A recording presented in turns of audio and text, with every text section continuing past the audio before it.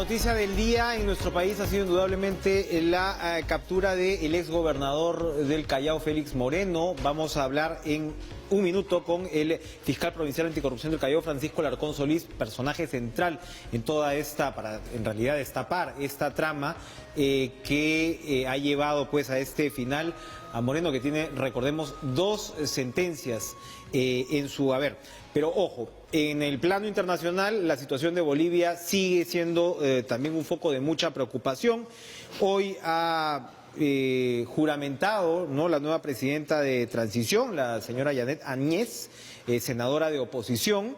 Evo Morales ha denunciado que se ha consumado el golpe más artero y nefasto de la historia. Dice, senadora de derecha golpista, se autoproclama presidenta del Senado y luego presidenta interina de Bolivia, sin quórum legislativo, rodeada de un grupo de cómplices y apañada por Fuerzas Armadas y policía que reprime al pueblo. Esto ya lo dice desde México, pero Luis Almagro, secretario general de la OEA, ha señalado en cambio que el golpe, si es que hubo un golpe, fue el 20 de octubre, cuando Morales estuvo al frente del fraude electoral en Bolivia. Así están las cosas y vamos a dialogar rápidamente con el colega Ricardo Burgos para que nos comente las últimas novedades en una situación todavía convulsa. Más adelante, pensé que íbamos a ir ahora mismo. Más adelante, como les digo, vamos a conversar con Ricardo Burgos. Le damos entonces la bienvenida al doctor Francisco Alarcón Solís, como les señalaba, fiscal provincial anticorrupción del Callao. Como les decía, Moreno, que ha caído en Cieneguilla, afronta 2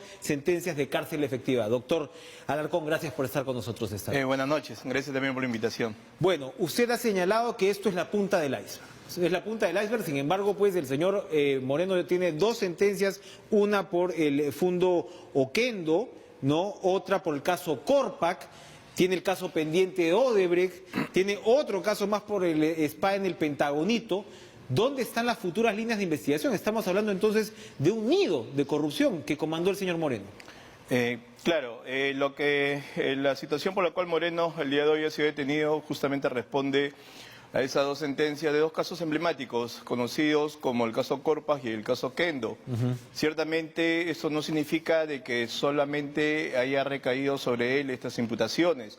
De hecho, hay en la Fiscalía Anticorrupción del Callao otros casos que se están investigando, como lo que usted acaba de reseñar, que ya en su debida oportunidad se van a pronunciar los colegas, que dicho sea de paso no están en mi despacho, no están a cargo de estas investigaciones, pero que ya es conocido por la opinión pública muchas de estas investigaciones. Bueno, sin dejar de mencionar también la investigación que está siguiendo la Fiscalía Supraprovincial con sede en Lima. Cuéntenos, por favor, sobre el caso Fundo Oquendo. Estamos hablando de un terreno, de una venta subvaluada en mayo del 2011. En este caso, el Estado habría perdido más de 10 millones de soles. Sí, correcto. Lo que pasa es que en el tema Oquendo es un tema donde en su momento, para que la municipalidad haya dispuesto de la venta de este terreno subvaluado, recurrieron a un perito tasador particular. Esto es, el gobierno regional recurre justamente a este perito tasador particular y es ahí donde este perito emite un pronunciamiento que, contrastado ya a la luz de las investigaciones, la pericia oficial realizada por el Ministerio de Vivienda, que es la autoridad competente para poder tasar los bienes del Estado, arrojó efectivamente esa diferencia que usted acaba de señalar.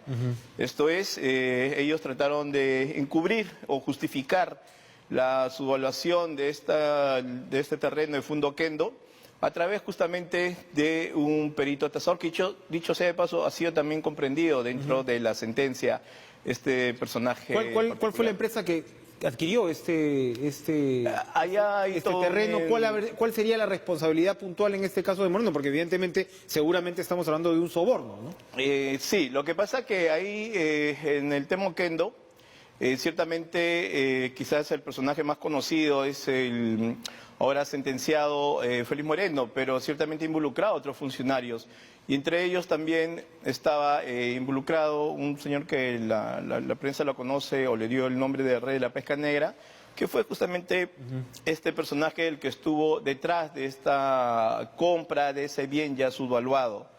Es así que, digamos, hubo toda una concertación, tanto de funcionarios como particulares, que en el tema de los particulares no solo se restringió a la participación del perito, sino también a estos personajes que se presentaron como postores para poder presentarse en esta subasta, que presentó también la subasta irregularidades. Esto es, hubo una reducción del 10% porque en la primera convocatoria no se presentó nadie, y ahí nomás teníamos como, aparte de que la pericia ya señalaba un monto bastante significativo de reducción, montaron un tema de una primera subasta con deficiencias o irregularidades en torno a la publicación para que nadie se presente y, sobretextando justamente eso, poder reducir un 10% como lo permite la ley para que en la segunda subasta recién sea adquirido. Es decir, poco a poco se iba reduciendo el costo real de este terreno y que finalmente, bueno, ya en esas circunstancias recién fue adquirido, pues, ¿no? Óscar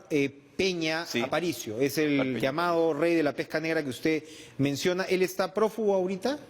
Porque ya está incluido en el programa de recompensas. Sí, sí. Bueno, de él todavía no se ha recibido mayor noticia, pero es una de las personas sentenciadas justo por este caso. Entonces, era todo un esquema para, en un caso como este de licitación, o de subasta en realidad, ¿no? Poder emplazar un tema de corrupción de tal magnitud, ¿no? Correcto. Y sobre todo, téngase presente que estos casos emblemáticos grafican mucho cómo la conducta del ahora sentenciado Félix Moreno, tanto en su rol, en un caso emblemático como en el tema Corpag, en su rol de alcalde provincial, y bueno, en el caso Oquendo, en su rol que ya él asume la gobernación, ¿no? Entonces ahí vemos cómo es que en diferentes roles que asumió, arrastró siempre una misma conducta, ¿no? ¿Usted vio el caso Corpag?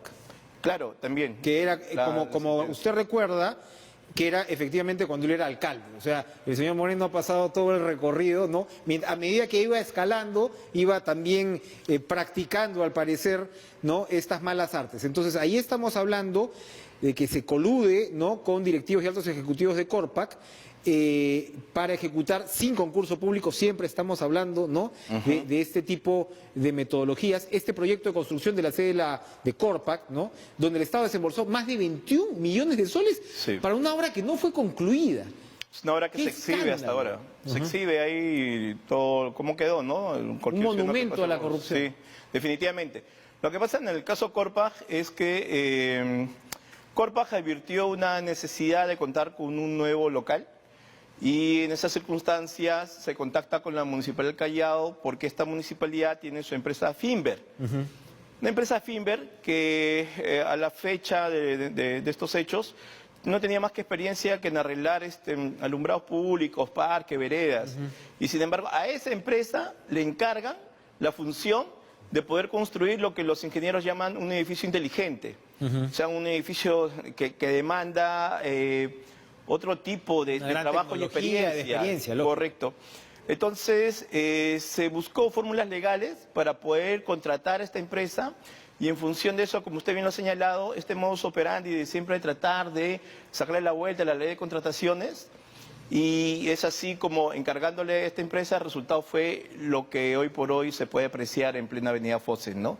Es decir, se recurrió a una empresa que no tenía condiciones, pero se recurrió, o sea, de manera exprofesa, justamente para justificar todo lo que el Estado iba desembolsando a través de Corpag, una obra que no tuvo la finalidad o no arribó al proyecto que se deseaba, pues, ¿no?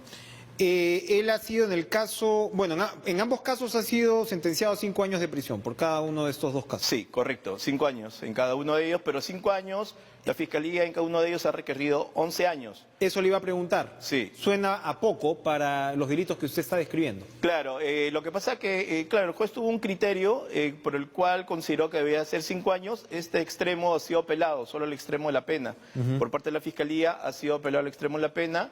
Hoy por hoy ya se encuentra en segunda instancia y la Fiscalía considera que sí hay elementos suficientes como para que ya en segunda instancia efectivamente se reconsidere la pena propuesta inicialmente, que es la de 11 años. Entonces, por ese lado, el caso sigue adelante. Sí, por supuesto. O sea, entiéndase de que el juez ya encontró responsabilidad. Lo que Fiscalía quiere en sede de apelación es discutir solamente el tema del quantum de la pena. Está pendiente, como decía, el caso Odebrecht, que como usted señala lo lleva a otra fiscalía, pero por ahí no hay sentencia todavía. En este caso se habría recibido un soborno de 4 millones de soles, ¿no? Y se había, pues, ese fue el tema, pues, con la prisión preventiva, que el señor salió y, bueno, ha terminado 10 meses después la historia como la estamos viendo ahora. ¿Qué nos puede decir, doctor Alarcón, de la tipología de corrupción que podemos ver en un caso como este? Usted bien describe a un señor que comienza con figuras importantes de la política en el Callao, como el señor Curi, que está preso también, como el señor Sotomayor, que ahora va a ser candidato también por una agrupación, son esta suerte de promoción chalaca, y pasa pues por estos cargos importantísimos. ¿Qué nos puede contar usted sobre el desarrollo de una corrupción que sin duda copó todas las instancias del gobierno del Callao? En algún momento pues se habló pues de la declaratoria de emergencia y demás, o sea, realmente se llegó a extremos. ¿Qué nos puede contar cuando podemos, o si es que es posible trasladar esto, insisto, a entenderlo como una suerte de tipología de la corrupción? Claro. A ver, lo que se puede reflexionar a la luz de los hechos es que no podemos separar este tema de la corrupción del Callao a través de sus funcionarios con lo que hoy se ha dado en llamar los cuellos blancos. Es decir, ha habido toda una red que de alguna manera ha permitido empoderar a los malos funcionarios bajo una falsa confianza de que quizás se sentían confiados de que las autoridades llamadas a poder indagar y esclarecer estos hechos sentían ellos que de algún modo no iban a cumplir con esa función, ¿no? Esto digo por el contexto de lo que ahora ya sabemos. Entonces, ¿es eso? Es decir, cuando la Administración de Justicia falla o no da respuesta oportuna, eso es lo que permite justamente que la corrupción se empodere, porque de alguna manera se siente blindada o protegida. Pero ya la Fiscalía, en primer lugar, y el Poder Judicial del Callao, como lo he mostrado con la sentencia, está dando claras muestras a los ciudadanos del Callao de que pueden confiar en sus instituciones. De hecho, justamente este es el resultado de un arduo trabajo que nos ha permitido arribar a estos resultados. Y eso es un claro mensaje de que la Fiscalía va a seguir investigando los temas que tenga en tanto causa probable, es decir, en tanto tenga un contenido penal. Y de ser así, definitivamente no espera otro resultado que una acusación y la posterior sentencia en la cual todos los fiscales de la Fiscalía Anticorrupción del Callao están debidamente preparados para sustentar cada uno de esos casos. Entonces, si se quiere hablar de tipología, hablar quizás algo mucho más genérico en torno a lo que se suele decir de estos llamados delitos de cuello blanco, que a diferencia quizás de otro tipo de delincuentes, donde la sola posibilidad que puedan perder su libertad es una manera de cómo persuadirlos de que no hagan eso. Acá en los delitos de corrupción hay una suerte de un cálculo, o sea, una razón lógica donde ellos, la posibilidad de perder libertad está considerado dentro de sus planes. Es decir, está considerado una posibilidad que no tanto les intimide, sino que lo que definitivamente intimida a un mal funcionario, a una autoridad corrupta, es lo que popularmente se conoce el golpe al bolsillo. Es decir, cuando aquello que ellos ven, de alguna manera hacen suyo el cálculo de la posibilidad de poder afrontar una sanción penal, pero consideran haciendo cálculos que podría eventualmente pasar un tiempo bajo la sombra, pero que saliendo de ahí suerte de daño podrían colateral. disfrutar, claro, pero saliendo de ahí quizás hay un dinero del cual puedan disfrutar. Muy interesante, precisamente porque Moreno pasó un tiempo en la cárcel, un par de meses en realidad, y volvió a salir. De repente está pensando que ahora saldrá bien difícil con estas sentencias. Vamos a ir a una pausa y regresamos para seguir conversando pues de este escandaloso caso de corrupción.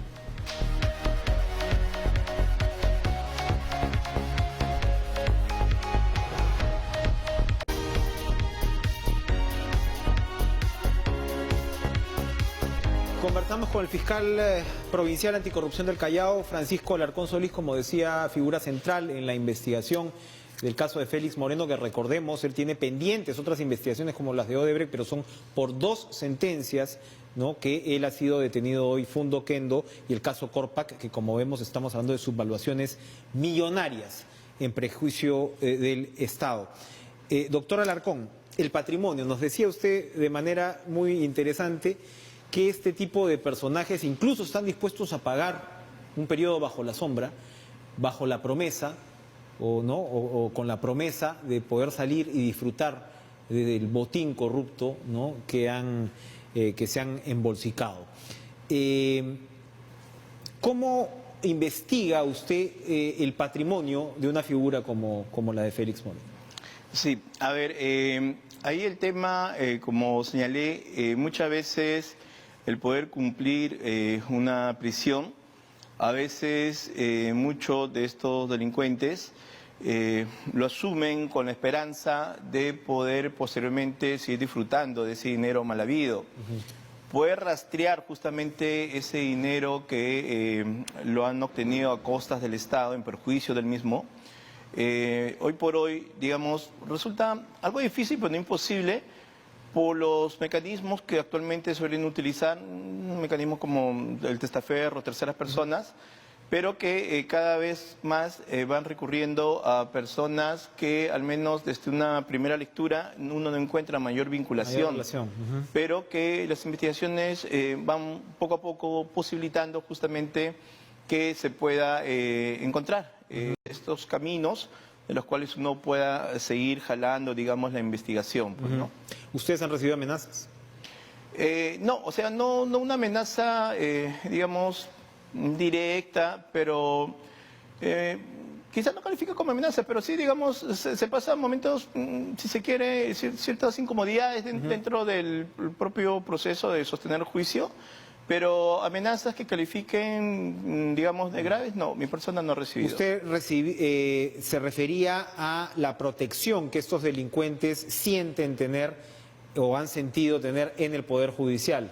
Y evidentemente allí ha estado durante algunos años al frente de la Corte del Callao César Inostroza, y luego, como sabemos, dejó encargada, ¿no?, el cargo a Walter Ríos. Claro. Ellos han jugado entonces un papel constante en poder tapar los crímenes de autoridades elegidas. Claro, a ver, mi persona se constituye al Distrito Fiscal del Callao el año 2017. Yo sostengo los juicios el año 2018. Culminaron en enero 2019 y febrero de este año, tanto Corpas como Oquendo. Y ciertamente lo que hoy se sabe, ya es de conocimiento público, efectivamente, sobre estos dos personajes que usted acaba de mencionar, es que eso me remite a lo que ya había señalado, es decir, a que no podemos separar el tema de Cuellos Blanco con el tema de la corrupción del Callao a través de sus funcionarios. Todo esto ha sido una suerte de amalgama que de algún modo permite, digamos, explicar en gran medida por qué estos funcionarios realizaban conductas ilícitas de una manera que podríamos decir casi bastante abierta. Es como el caso que le comento a Oquendo, o sea, recurrir a una empresa Finver que no tenía capacidad, de ninguna manera. Uno se pregunta cómo podía hacer algo así tan abiertamente escandaloso. Es una audacia, en realidad. Entonces, esto no tiene otra explicación de que estas autoridades, a su vez, confiaban en un sistema que de algún modo no está respondiendo como debía responder. No hay otra explicación para que sea tan descaradamente abierto la manera como venían perjudicando al Estado. Probablemente, y uno espera que ahora no se esté llegando a esos niveles, pero el Callao parece también vivir una suerte de maldición con respecto a la corrupción. Ahora mismo ustedes siguen investigando casos, los casos que se han llegado a conocer en la prensa tienen relación estos con contratos ficticios, incluso se ha involucrado pues a un club deportivo, ¿no? ¿Qué nos puede decir de la actual situación de la corrupción en el Primer Puerto? Lo que pasa, y quizás esto llame a sorpresa a la población, es que uno, digamos, ve, los medios de comunicación ayudan mucho en graficar acerca de cómo las autoridades tarde o temprano terminan cayendo, en tanto son responsables, y sin embargo, la misma población se pregunta por qué, si eso está ocurriendo, por qué surgen otras autoridades que repiten lo mismo, ¿no? Entonces, acá el tema de fondo es lo que ya he señalado, el tema de que algunas de esas autoridades corruptas confían que de igual manera que ellos, es decir, en esa actitud ilícita, indebida, han de encontrar o confían que van a encontrar algunas autoridades semejantes a ellos, pero ya de la Administración de Justicia. Porque, como señalo, es inaudito las maneras como la corrupción, al menos ahí en el Callao, se ha venido llevando de tal manera que cuando uno investiga, cuando uno trata de ahondar en esos hechos ilícitos, encuentra pues situaciones que llaman la atención, que como suelen decir, una frase popular, ya ni las formas respetan. Y eso de no respetar ni las formas es justamente el claro indicio de que se sienten confiados. O sea, ya no cuidan, digamos, el tratar de ser más cautos. Ciertamente también hay efectivamente autoridades que de alguna manera están dificultando la investigación, pero, digamos, los casos más ejemplares, como los que estamos mencionando, han sido abiertamente, de manera clara, irregulares. Entonces, eso, de alguna manera, lo transmite o autoridades que están reemplazando, muchos de ellos, inclusive, son autoridades que han trabajado con las autoridades hoy sentenciadas y que se están reciclando a través de otros nombres y que vuelven a aparecer. Entonces, arrastran un mecanismo que han aprendido en el pasado, pero que según ellos lo van a perfeccionar de mejor manera para que no puedan ser descubiertos. Y justamente su confianza es su pecado a la vez. Así es. Porque esto siempre, tarde o temprano, pero sale a la luz. Y eso tiene que tenernos presente, no solo la población, sino las mismas autoridades que se están estrenando. Bueno, estrenar es un decir, muchos de ellos ya son rostros conocidos inclusive, pero que han asumido los gobiernos ediles, también la gobernación, de que sepan de que este resultado de Moreno es un resultado que grafica lo que tarde o temprano termina pasándole a todo funcionario que se involucra en actos de corrupción. Esa suerte de ese falso sentimiento de confianza que abrigan de que van a perfeccionar lo que sus antecesores han hecho o han dejado de hacer, es eso, es tan solo una falsa confianza, porque eso no se da, eso en la realidad termina siempre saliendo a la luz. Más aún ahora que la figura de la corrupción eficaz es una figura que está permitiendo que las mismas personas involucradas efectivamente estén sopesando ciertos beneficios que pueden recibir a través de esta figura y que definitivamente eso les permite a ellos poder delatar a otros, ¿no? Fiscal Francisco Alarcón, muchas gracias por acompañarnos esta noche. Vamos a hacer una pausa, nos quedamos con este importante mensaje y sí vamos a regresar para conversar ahora sí de la situación en Bolivia. Volvemos.